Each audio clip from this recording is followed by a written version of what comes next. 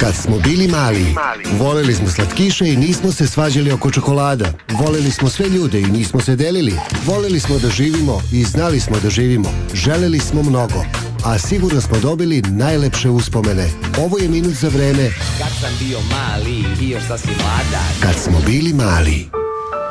Bukvalno mislim da ne postoji klinac, ni klinceza, koji je apsolutno svaki put kad dobije pare za užinu, te pare na užinu i potrošio. Sjećam se, ja sam kao klinac te pare negde uzimao sa strane, to je bilo 10 dinara dnevno, što je stvarno bilo mnogo u to doba, i onda onako skupio sve što je moglo da se skupi i onda subotom odlazio u Luna Park i potrošio tako negde oko 100 dinara ukupno koje sam imao, a naravno gladovao sam apsolutno non stop. Ne znam zašto smo volili tako da uzimamo pare sa strane kao da nam roditelji ne bi dali u slučaju da imaju, ali valjda smo želeli da trošimo što je više moguće u Luna Parkovima, što je više moguće na neke sličice, što je više moguće apsolutno na bilo šta.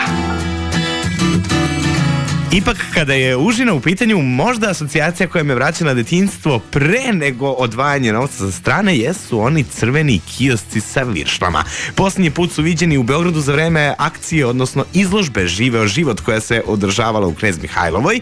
Tada su se ponovo prodavale viršle baš tu, međutim, pored viršli nije bilo onog čuvenog jogurta u piramidalnom pakovanju. Da njega nikako ne zaboravimo.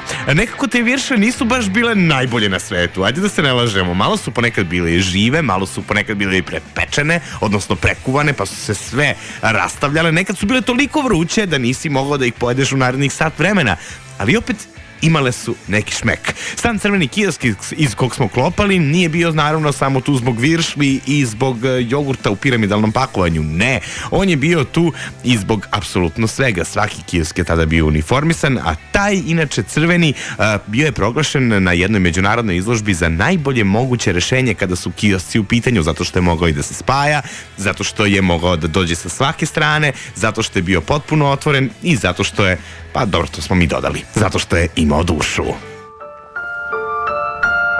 Nastao je u Sloveniji, raširio se po celoj bivšoj Jugoslaviji, danas postoji na autobuskoj stanici u Novom Sadu, da, i ne znam gde sam ga još video, ali mislim da će mi trebati vremena da se toga setim.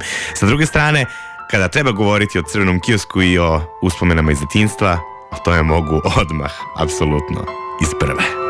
Kad smo bili mali i sutra u 10:10 samo na Radio 3.